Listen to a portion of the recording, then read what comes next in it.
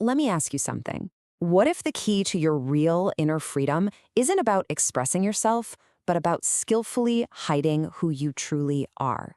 Today, we're going to dive deep into a really radical and maybe counterintuitive principle of power. Law 38. Think as you like, but behave like others. So let's just start with the law itself. This statement, it flies right in the face of our modern obsession with authenticity, doesn't it? It suggests a really strategic, fundamental split between your inner world, your actual thoughts, and your outward actions, what you show everybody else. At its core, this is really a law of social camouflage, and the main argument is that flaunting your unconventional ideas, your unorthodox ways, well, that's a dangerous game. Why? Because it makes other people feel inferior or judged, and believe me, they will almost always find a way to punish you for it. And this brings us to a pretty hard truth. Society, a lot of the time, values conformity way more than it values radical honesty. Your true freedom of thought, your originality, that's best protected not by broadcasting it, but by cloaking it in a conventional exterior. You save your uniqueness for the people you can actually trust.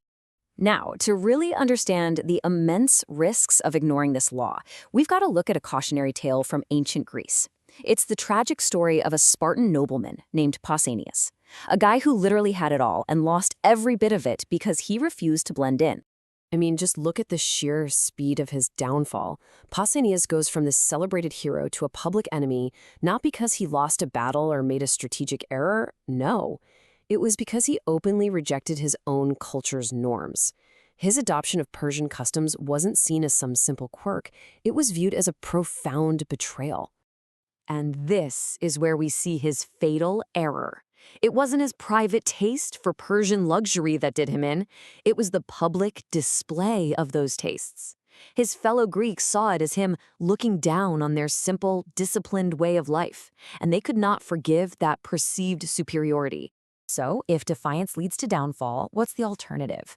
To see this law applied in a masterful way, let's contrast Pausanias' failure with the absolutely brilliant survival strategy of a philosopher named Tommaso Campanella, a man who faced one of the most ruthless institutions in history, the Italian Inquisition.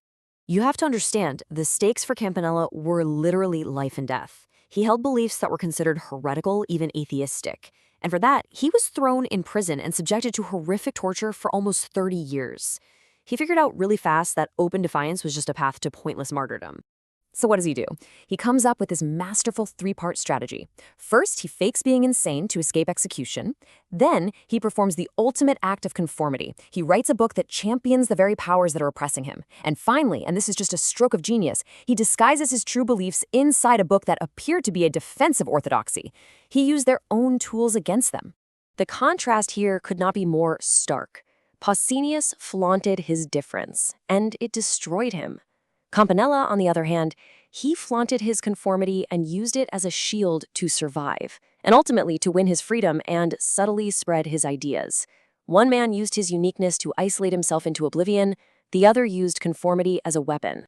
Okay, so these historical examples offer a pretty clear lesson.